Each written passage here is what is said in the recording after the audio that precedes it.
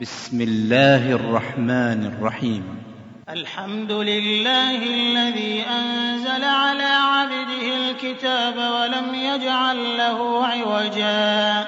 قيما لينذر بأسا شديدا من لدنه ويبشر المؤمنين الذين يعملون الصالحات أن لهم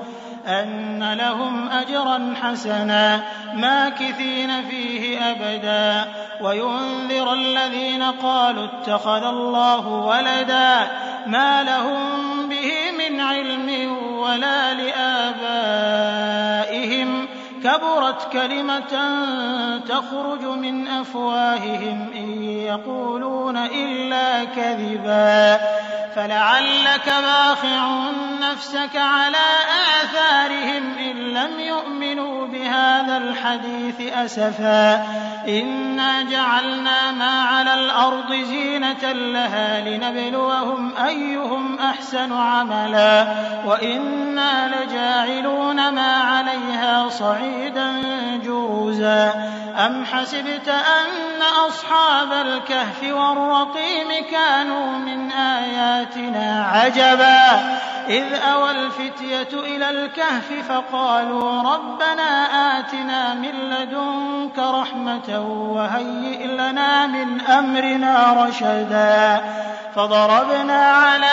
آذانهم في الكهف سنين عددا ثم بعثناهم لنعلم أي الحزبين أحصى لما لبثوا أمدا نحن نقص عليك نبأهم بالحق إنهم فتية آمنوا بربهم وزدناهم هدى وربطنا على قلوبهم إذ قاموا فقالوا ربنا رب السماوات والأرض لن ندعو من دونه إلها لقد قلنا إذا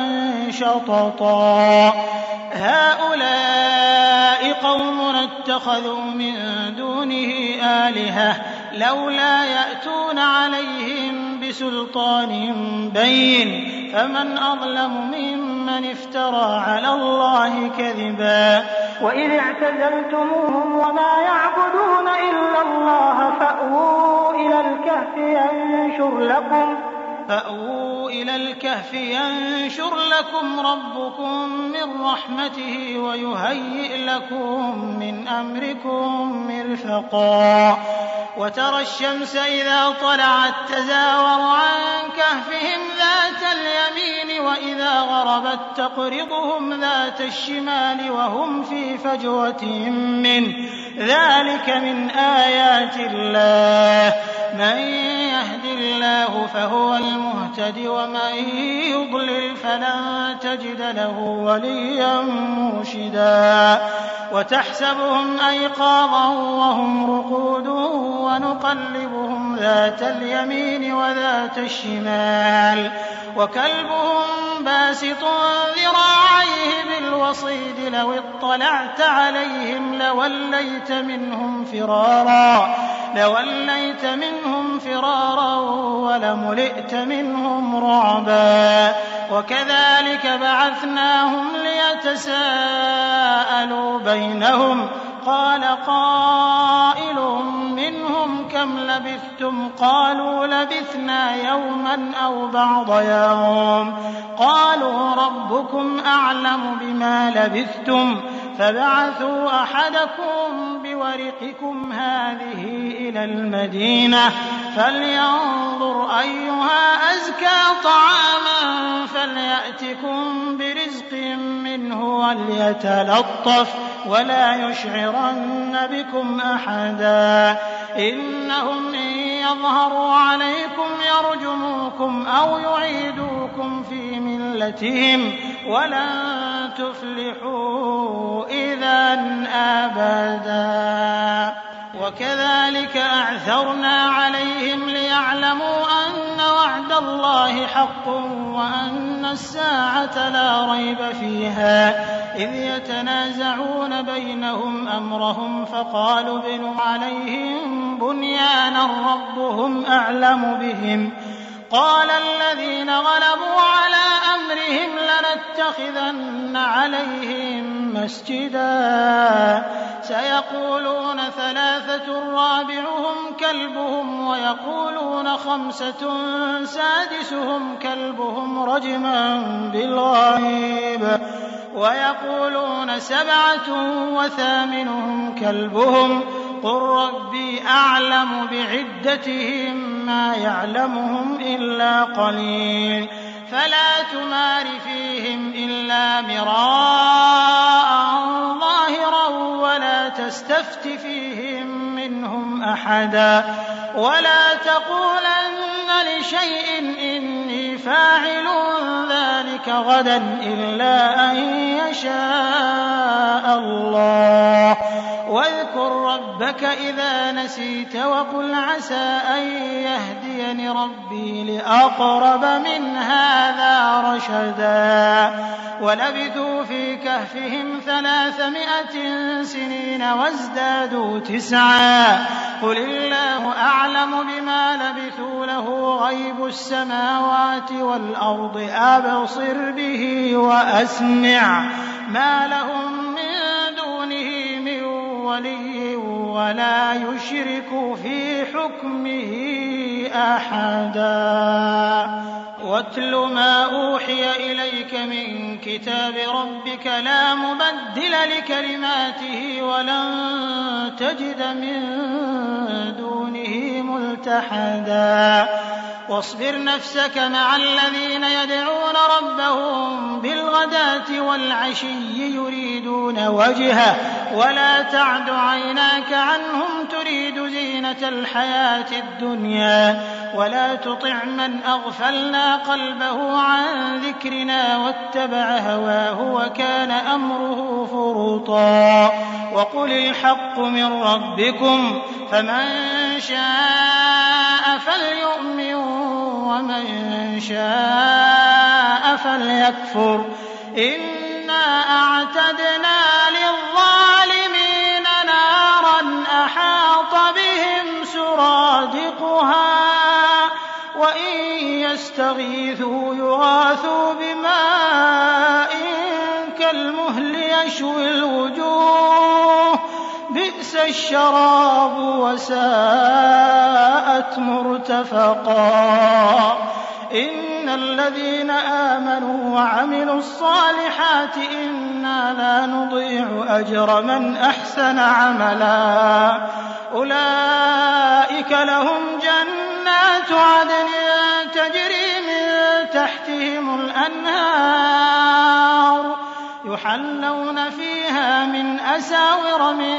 ذهب ويلبسون ثيابا خضرا من سندس واستبرق متكئين فيها على الأرائك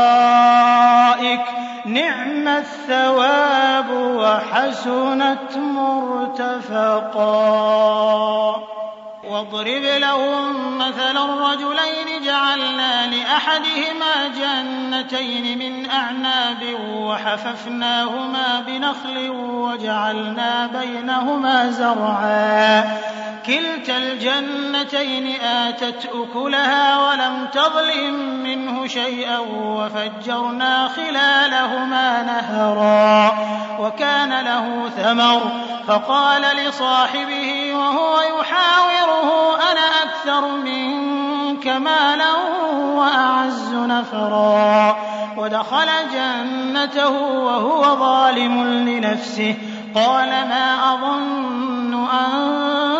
تبيد هذه أبدا وما أظن الساعة قائمة ولئن رددت إلى ربي لأجدن خيرا منها منقلبا قال له صاحبه وهو يحاوره أكفرت بالذي خلقك من تراب ثم من نطفة ثم سواك رجلا لكن هو الله ربي ولا أشرك بربي أحدا ولولا إذ دخلت جنتك قلت ما شاء الله لا قوة إلا بالله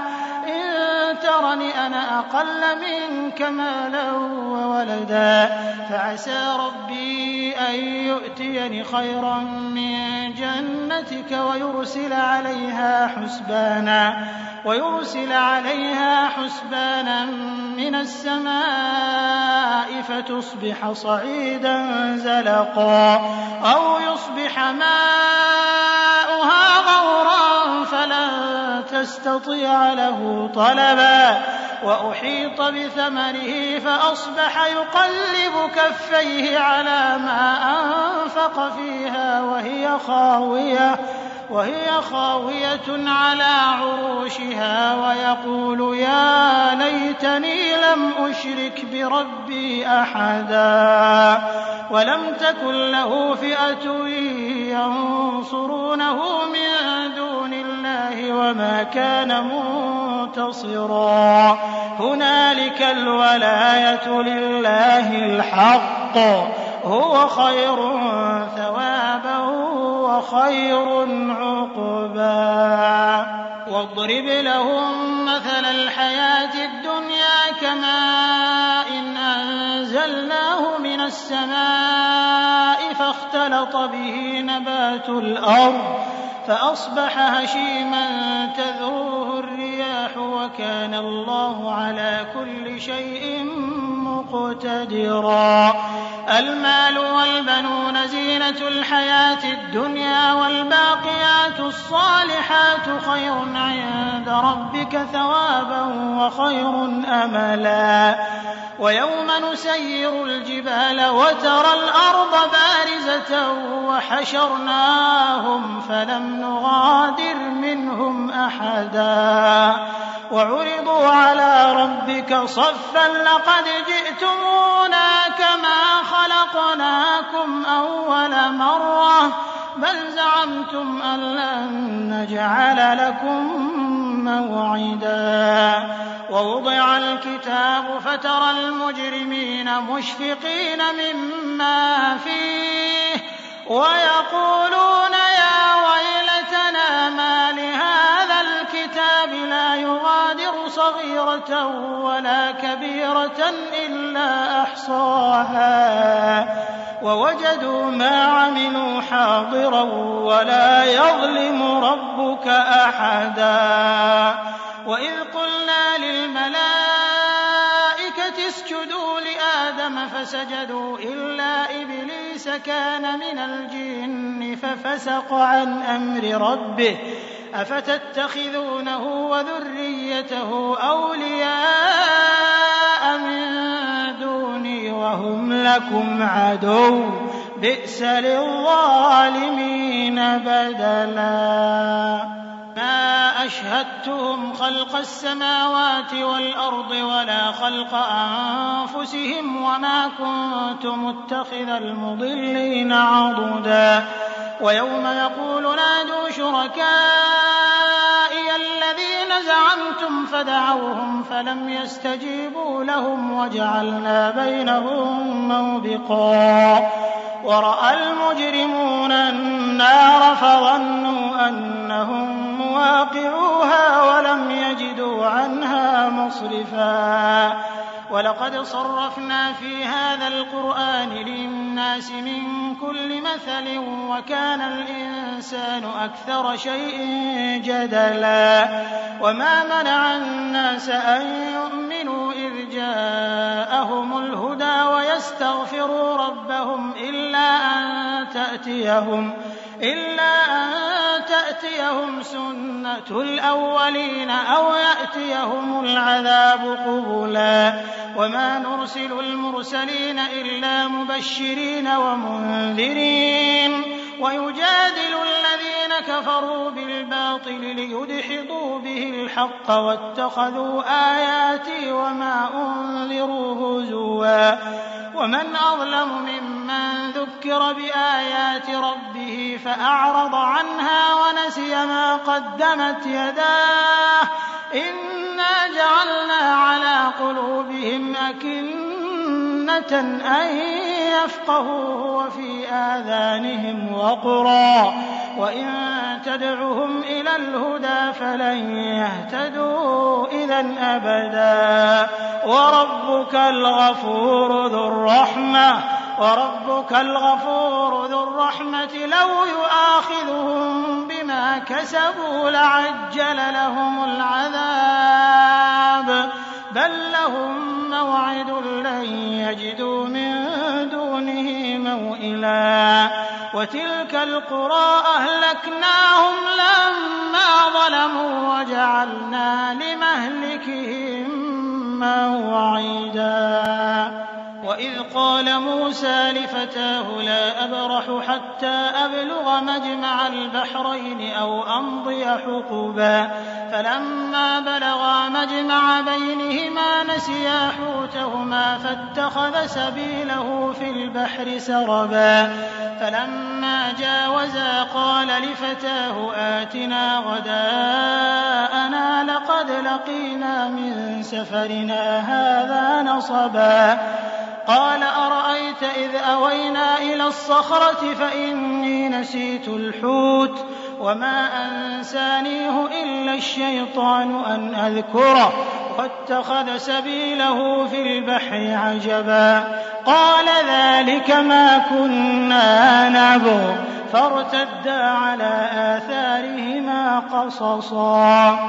فوجدا عبدا من عبادنا آتيناه رحمة من عندنا وعلمناه من لدنا علما. قال له موسى هل أتبعك على أن تعلمني مما علمت رشدا. قال إنك لن تستطيع معي صبرا وكيف تصبر على ما لم تحط به خبرا. قال ستجدني إن شاء الله صابرا ولا أعصي لك أمرا. قال فإن اتبعتني فلا تسألني عن شيء حتى أحدث لك منه ذكرا. فانطلقا حتى إذا ركبا في السفينة خرقها قال أخرقتها لتغرق أهلها لقد جئت شيئا إمرا. قال ألم أقل إنك لن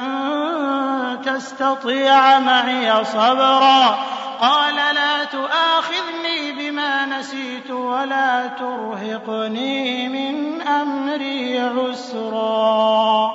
فانطلقا حتى إذا لقيا غلاما فقتله. قال أقتلت نفسا زكية بغير نفس لقد جئت شيئا نكرا. قال ألم أقل لك إنك لن تستطيع معي صبرا. قال إن سألتك عن شيء بعدها فلا تصاحبني قد بلغت من لدني عذرا. فانطلقا حتى إذا أتيا أهل قرية استطعما أهلها فأبوا أن يضيفوهما فوجدا فيها جدارا يريد أن ينقض فأقامه. قال لو شئت لاتخذت عليه أجرا. قال هذا فراق بيني وبينك سأنبئك بتأويل ما لم تستطع عليه صبرا. أما السفينة فكانت لمساكين يعملون في البحر فأردت أن أعيبها وكان وراءهم ملك يأخذ كل سفينة غصبا. وأما الغلام فكان أبواه مؤمنين فخشينا أن يرهقهما طغيانا وكفرا فأردنا أن يبدلهما ربهما خيرا منه زكاة وأقرب رحما. وأما الجدار فكان لغلامين يتيمين في المدينة وكان تحته كنز لهما وكان أبوهما صالحا فأراد ربك أن يبلغا أشدهما ويستخرجا كنزهما رحمة من ربك وما فعلته عن أمري ذلك تأويل ما لم تسطع عليه صبرا. ويسألونك عن ذي القرنين قل سأتلو عليكم منه ذكرا إنا مكنا له في الأرض وآتيناه من كل شيء سببا فأتبع سببا حتى إذا بلغ مغرب الشمس وجدها تغرب في عين حمئة ووجد عندها قوما قلنا يا ذا القرنين إما أن تعذب وإما أن تتخذ فيهم حسنا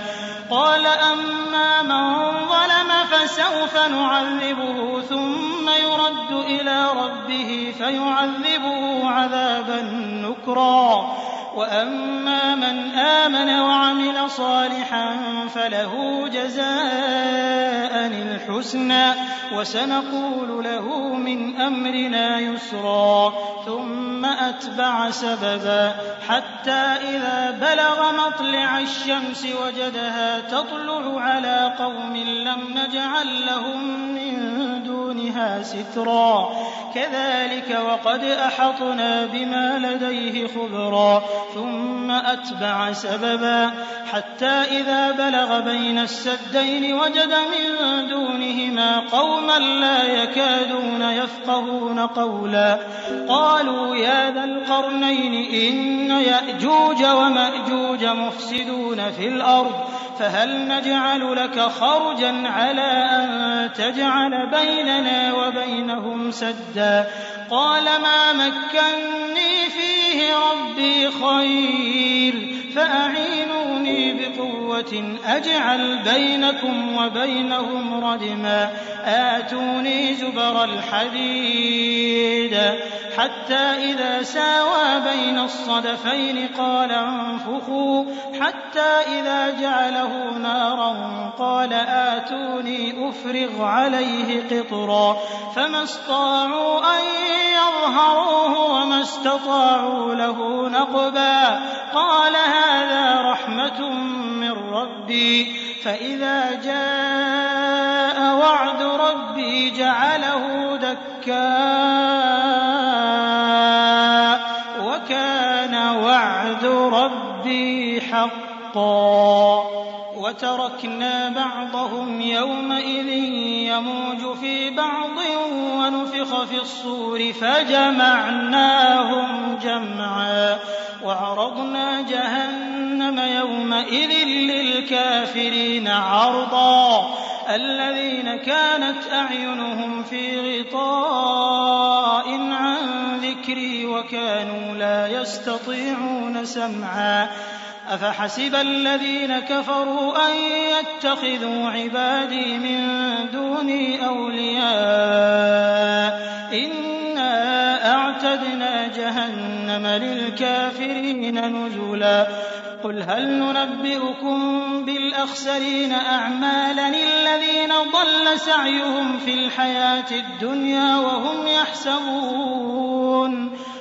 يحسبون أنهم يحسنون صنعا أولئك الذين كفروا بآيات ربهم ولقائه فحبطت أعمالهم